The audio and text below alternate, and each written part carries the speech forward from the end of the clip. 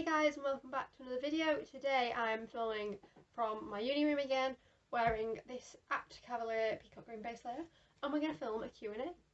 So I reached out on, I think, all of my social media platforms and asked if you guys had any questions whilst I was sick with COVID. I'm actually now negative and feeling much better, so I thought I would sit down and actually get around to filming this. So let's get on with the Q&A.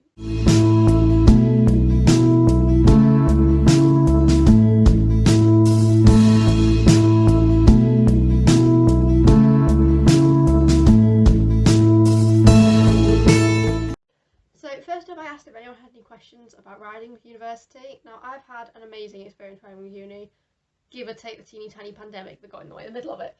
But I started in 2019, September 2019, and we did a couple of lessons, a couple of different venues whilst we were sorting out getting our new stable sorted, and then we moved to East Bolton, and we've been riding at East Bolton permanently since then. I will link up in the iCards one of my East Bolton videos because I love it there. It is like my second home at this point, and they've got an amazing range of horses. I've been very, very lucky to have ridden quite a few of them. We've had a lot of horses come in, be schooled and sold on, because obviously it's a riding school, still needs to make money, and this is obviously how we afford to buy such nice quality horses. My favourite horse at East Bolton is Zeb, probably. Now this is going to be controversial because Jack is my baby. Jack is my best boy. Again, I will link one of my Jack videos at the top. I love that horse with all my heart. But Zeb has a special place because he's the first horse I rode with uni. I rode with him at our old yard and then at our new yard when he moved with us. He is a schoolmaster dressage horse. You know, he is everything I've wanted in a horse. Is he 15.3? I think he's 15.3, dark bay, borderline black, big show off thoroughbred. He's the best. I love them to pieces. If I get round to it, I am going to post a voiceover of our intro C because we did it in a training session with our old instructor Ange, and I love it. It's not my best riding. I'm not going to claim it is. It was during our 2020 to 2021 lessons, which was like the weird gap in between the pandemic where we were safe to ride as long as we were negative and long as we were cold. But I was borderline too cold to go onto the yard most days, which was just quite funny because I am a very cold person. I have poor circulation, especially spring extremities. So yeah, Zeb is probably my favourite horse, but then my favourite pony is definitely Jack. Everyone knows how much I love that horse.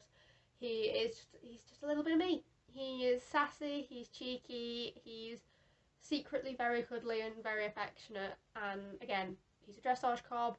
He knows his job. He's got a cracking little jump on him. He's a proper little like hunter pony, like will jump better than you put in front of him, but doesn't guarantee he'll jump it neatly. And yeah, he's just the most fun. So yeah, I probably can't say I have a favourite because I have two.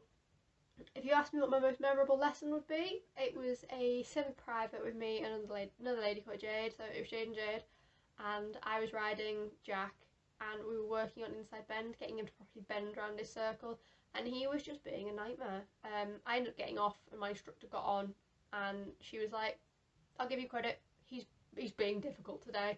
And it was just a real confidence boost because I don't always trust in my own ability, and I was like, I don't get what's going wrong. You know, I'm doing what you're saying. And she got on and she was like, no, I completely understand what's going on here. You know, he's just being a bit headstrong today. Don't worry about it. It's not your fault. Got back on, produced some lovely lateral work, and that was that. That was, yeah, probably one of my favourite lessons I've ever had. My favourite jump lesson would be my first jump lesson back with Jack. That was so much fun. Yeah, okay, we didn't get to pop around courses and I didn't jump very high and all that jazz, but he just felt like he was listening to me, and that was really nice because Jack is very much a horse where if he knows he can take the mick, he's going to, whereas if he's listening to you and he knows you know what you're doing, he will produce lovely ridden work, and yeah, he's just so much fun. Next up, someone asked about what's the selection process like for the uni riding team. So our books team, we have an A team and a B team, and they are chosen between our instructor and our team captain. So we have a new team captain as of September, so who knows, maybe I will make a different team squad this year. I don't think I will because I have commitments with uni, but I enjoy riding for the fun of it. So basically in your trial you do a flat work session, which is 15-20 minutes, and then you do a jump session, which again 15-20 minutes, and you have to just show off basically in those 20 minutes. You know, doesn't matter who you're riding, doesn't matter, you know, what the weather's doing, is you just ride it. You ride it like you stole it. You know, you proper have to just show off. I was very unfortunate in the sense of my first team's tryout was my first ride in 4 years. I hadn't properly ridden a horse in 4 years. And I rocked up for team tryouts and I made reserves. And I was like, why? You know, why do you guys want me? And they were like, because, you know, if you put the work in, you'll be there. And it's true, I've put the work in and my riding has definitely come on considerably since then. But yeah, I recommend you get at least one lesson before you go to tryouts because, yeah, 4 years out of the saddle was a long time and I ached so badly the next day. But it was so much fun. I rode Zeb for the flat and I rode a lovely Welsh D called Gordon for the jump. And he had basically the opposite issue. So Zeb had no brakes and Gordon had no go. Or did Zeb have no? No, Zeb was doing no go that day. Zeb was just like, no, I walk. I was like, trot on. He was like, I walk. Trot on. Oh, okay, I can. And I was like, oh my god, this pony's gonna kill me. No, basically Zeb's just old and he was a bit stiff that day and he needed a lot more lateral work, warm up, a lot of more movements, a lot more opening up his chest. But yeah, that was good. But yeah, then Gordon just bombed around the jump course and I was like, I'm holding on and trying to give you a position, and Ange was like, you've not jumped in ages, have you? And I was like, 4 and a bit years, and she was like, I can tell. And you know, you just go, oh god. But it was fine, and I remember rightly, I will include some clips from one of my first training sessions with Zeb, which I think like proper teams training sessions with the rest of the team, because we didn't have any photography or videography basically for the first September, October, November, December, almost 4.5 months. And I have our video of me riding Zeb, and then again I have pretty much nothing until second year, so it varies. Again, sometimes they will look at your social media and see what you do. So for example, we've got Alaska jumps BSJA. She has a plethora of photos and videos of her jumping successfully BSJA. I don't have any of that because I've not ridden properly, like professionally, in years. I just ride for fun. I just ride with teams for fun, and I own 2 retired horses, so it's not like me and River are going to be out cracking out a novice test next weekend. So, you know, it's very chill, especially at East Bolton with UOS. I know some universities are much stricter and it's all fancy. We are very chill. We are a very laid back club, and that's what I like about it.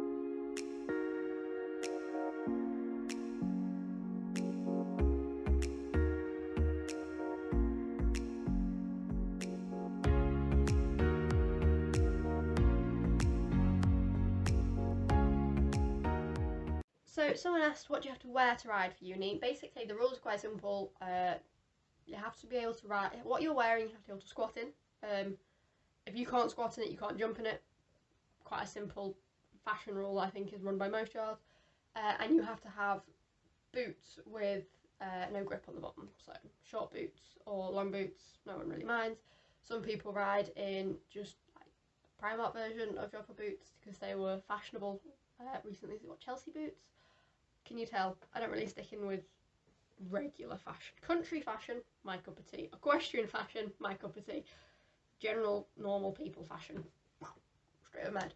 So yeah, boots that are flat at the bottom, gloves if you want, although during the pandemic it was a necessity. I've ridden in all sorts of gloves, from magic gloves to actual riding gloves. You all know which ones are my favourites. That would be my obviously riding equestrian, are they called? Currently they're called obviously equestrian supplies. They have had a name rechange recently, which is why I'm going to mess that one up, but it's my floral print ones. I have 3 pairs of them and they're the comfiest gloves I've ever ridden in.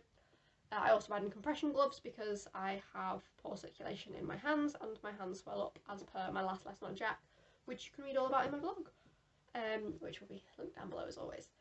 What else? During the winter we recommend you ride in layers. If you're going to ride in a coat, zip it up. If you're going to ride in a coat with it flapping, take it off. Basic general health and safety like most yards, although we do allow you to ride in hoodies.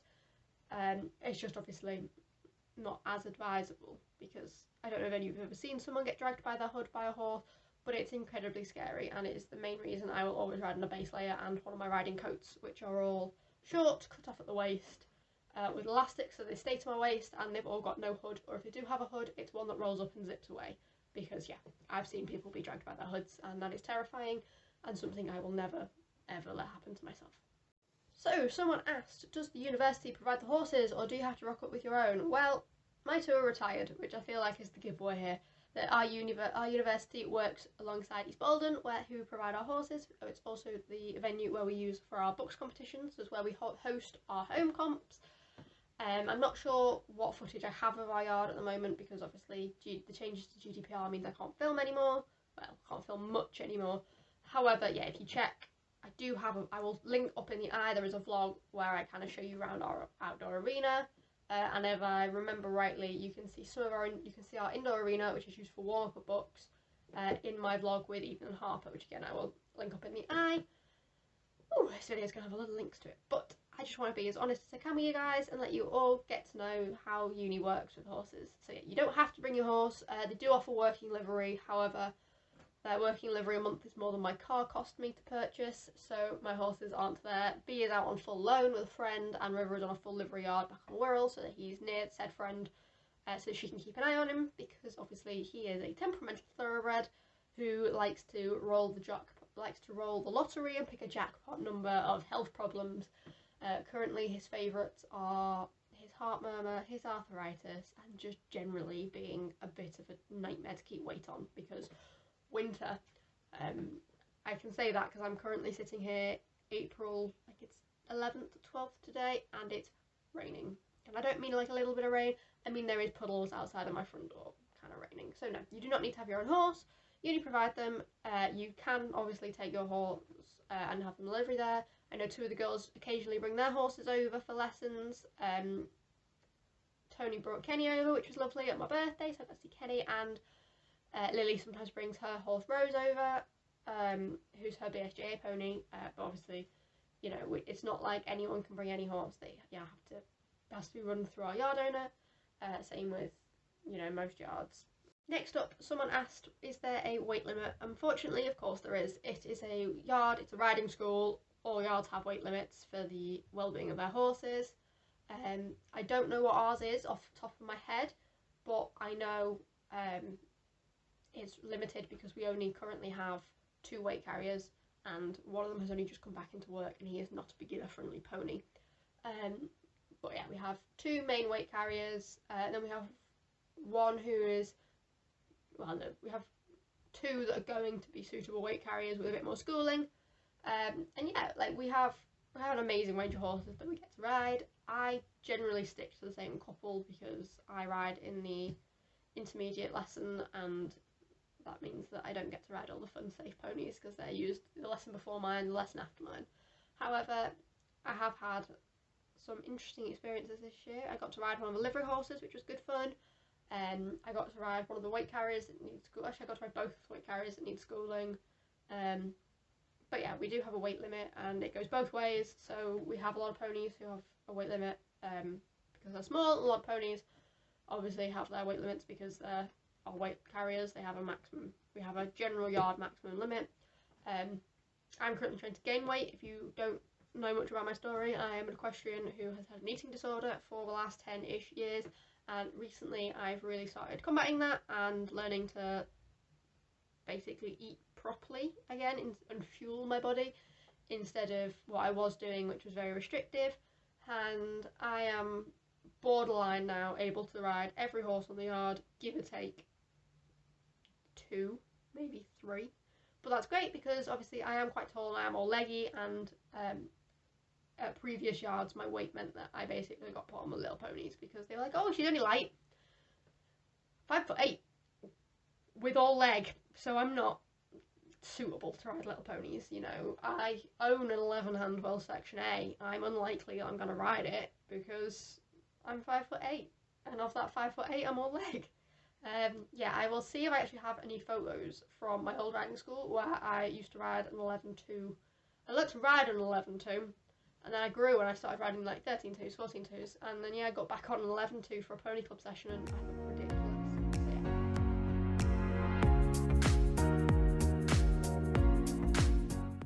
Next up, someone asked, what do you do in your lessons? So we do flat work lessons and jump lessons. The weather has been horrific this year, so we haven't been able to fit in any hacks, which is a real shame because I love hacking and it's something I miss dearly from when I used to own Taz, which was my first horse, so I used to hack out all the time. Our flat lessons vary from just flat, like traditional lateral work, flat work, you know, working on circles, working on leg yields, working on some of the forehands, rein backs, all that jazz, to pole work sessions. We've had a couple of really nice pole work sessions actually this year. One was an activity that I'd sent in, which is one of my favourite pole work activities, to do with straightness, which is that triangle one, which you will, I don't think you will have seen actually, because I wrote black star for that lesson, but I will include a picture of the pole work exercise here if my editing software will let me, because it's had a hissy fit recently about inserting pictures. Then next up we do our jump lessons. Again, our jump lessons aren't always jumping a full course. Sometimes it's working on the technicalities of linking jumps together, sometimes it's working on related distances, sometimes it's working on jumping jumps as a ride and, you know, being aware of the horse in front of you, which I always really enjoy and I find it really interesting. And actually I do have a clip of us doing that, so I will include the clip next of us jumping a double, well, it's a related distance as a ride. That was when I rode with the novice group, because my group were away at a competition and they absolutely smashed it, and it was, yeah, it was amazing.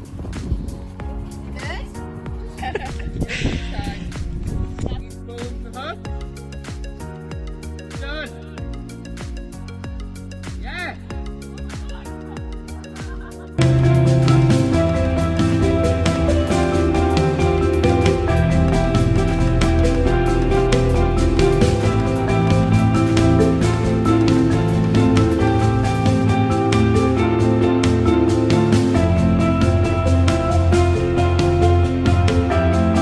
Now, someone asked, do you have to have your own hat, back protector, boots, etc.? Now, for team, technically yes. By the time you're at the level of team, you are expected to own your own hat. Back protector is getting a bit more of a grey area. We do have a few that we loan out, same as we have a few show jackets that we loan out.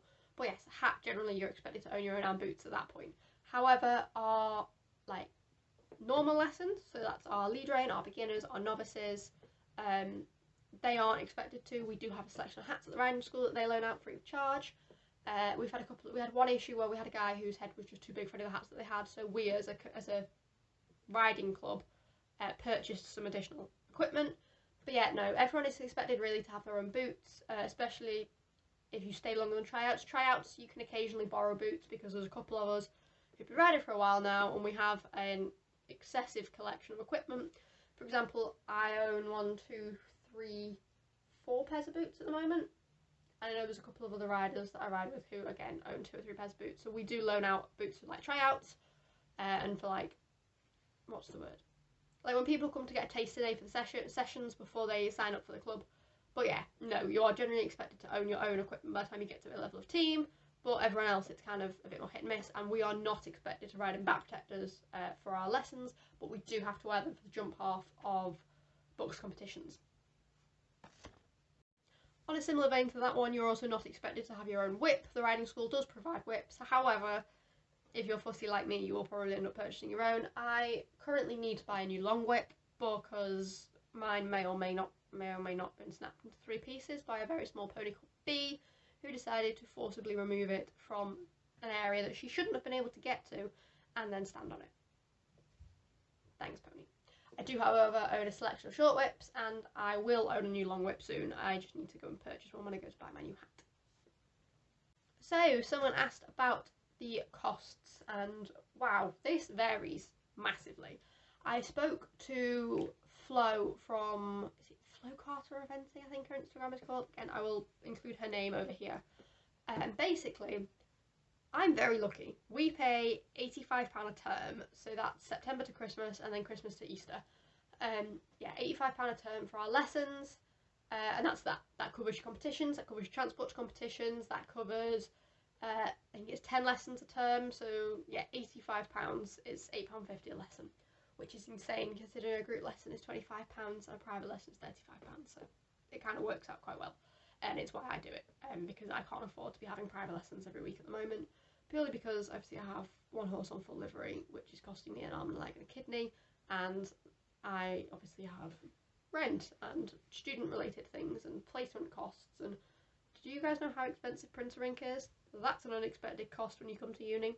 I do a very paperwork based placement, because basically on my placement we're expected to fill in reports, weekly reviews, lesson plans, seating charts, behaviour management reports, and a lot of the time you print it out, you take it to placement, you fill it in on placement with you.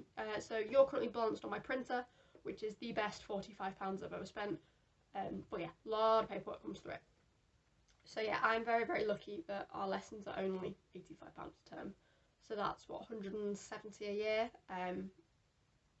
Yeah, it's worth it in my eyes. I know some places you pay a membership fee and then you pay for your individual lessons and things like that, which is just, yeah, it's crazy. And it's very important that if you do want to ride with the university team that you look into that first, because I know the cost is a huge setback for some people, especially if they're going to be charging you £35 a lesson. So someone asked me about my role as the social sec. So for the UOS club, I am a social sec, which means I'm in charge of organising the socials and like all the non-ridden get-together activities. So I try and keep the costs down as much as possible because I completely understand that most of us are poor horse owners, which means all of our money is going on to things like vets bills and livery bills and, in River's case, rugs, because he's a rug trasher. Yeah, I understand that, you know, a lot of us don't have the spare cash, but as members of Team Sunderland, we have free access to certain things at the gym. So we have badminton, rock climbing, and there is a water sports one. However, again, looking out my window at the pouring rain, I do not fancy paddleboarding in the sea. We also, a lot of us have dogs, so we try and plan things like dog walks at the beach, followed by trips into dog-friendly cafes or the Stack. The Stack is at Seaburn, and it's a load of stacked shipping containers, and it's dog-friendly, and they do alcohol, soft drinks, food, that sort of thing. We do really like that one. And the plan for 2022 to 2023, where I am once again social sec, thank you everyone for, I was going to say votes, but I was the only person that applied. We're going to try and get everyone to things like Your Horse Live, the Great Yorkshire Show, some more local shows, and maybe even, fingers crossed, touch wood, London International Horse Show, which is one of my personal favourites. And if we can't do that, I will drag everyone down to Liverpool Show because that's local to me and I love it. But yeah, as social sec, my job is to organise socials. I'm very conscious of things like costs, distance, transport, because we are a society of 40, I think, which is the max we were allowed because of costs, because we are the most expensive club for the university to run. But that's a whole other conversation. Now, because of that, you know, we don't want to be begging for transport as often as we would for certain socials, so we do try and include socials that are close by or easily accessible by public transport, because our public transport is relatively good. For example, most of the buses are like £3.60 for a day ticket, so the metro is £5.50 for a day ticket for all 3 zones. So yeah, it's kind of working on things that are financially viable for everyone. The plan is we're going to do a little bit more over the summer when I'm not working, because I am working a lot of trade stores this summer, so I am super busy. But I'm hoping that we can get at least the local members out and about to do some walks, dog walks, cafes, that sort of thing, and really work on building that team spirit as a whole, instead of it just being, oh, we've been to a competition, let's go to spoons. Oh, it's the end of term, let's go bowling. I really want to encompass everything that everyone is enjoying and get out and do it more. The main problem I have is I talk about it in our uni group on Facebook, and no one pays attention to it because it's a Facebook group and no one sees Facebook groups because they're not often shared as much. So I'm hoping to get into the group, like individual lesson group, what they call Facebook Messenger groups, because people actually pay attention to that. Again, I'm really quite passionate about making sure that people get to enjoy these sort of opportunities, especially our international riders who've come over from places like Greece, because they're not going to know Sunderland very well, and I think it's really important that we let them get to know all the amazing things we have on offer here, from, you know, bowling to laser tag, the cinema. Yeah, there's more to Sunderland than just Wetherspoons. So the final thing is, that wasn't really a question, but it's something I did want to mention in this video, is we have branded clothes that we can order. We have the Mark Todd coats, there's hoodies, there's polos, and at Sunderland Uni itself we also have access to all of the O'Neill's range. They don't say team like UOS Equestrian Club or anything like that, but they do say Team Sunderland on the arm. I have the base layer, I love it, and I am going to probably pick up some more bits and bobs throughout the year because I'm obsessed with it. But like, we don't have a uniform or anything. We ride whatever we want. I ride mainly in my half-step stuff because it's warm, and we ride in an outdoor arena, So it's absolutely freezing in the winter. You will have seen me wear my Pony Passion waterproofs a few times now because we're not fair weather riders. We ride in all conditions other than physical storms. So unless there is an amber weather warning, we are in the saddle. And that does unfortunately include snow, sleet, hail and rain. So yeah, my main recommendation is if you want to join an equestrian club and they only have an outdoor arena, a good pair of waterproofs and a waterproof coat is your best friend. You will see me in most of my photos wearing one of my 2 off-track equine coats or my Traditions equestrian coat, and yeah, basically it gets cold. Thermal socks are a godsend, and yeah, good gloves. So yeah, we don't have a uniform, but I did want to mention that we do have branded kit that we can purchase and buy. Some of it can be personalised, but yeah, there is no like specific rules about that you must wear X, Y. So guys, I believe that is the end of today's video. This has been a really nice time to sit down and chat with you guys about your US equestrian team and generally my understanding of most books. Yeah, thank you guys for watching, and if you got this far, don't forget to like and comment down below, and if you hit the subscribe button, there's a little notification bell which will notify you every time I post, which I'm hoping will be back to once a week, every week, if not twice a week, as the summer comes in and we get the nicer weather, because right now the weather is horrific. It's cold. I don't really want to be filming out in the rain, not with the crack that is currently in my phone screen. So yeah, thanks guys for watching, and I will see you in the next one.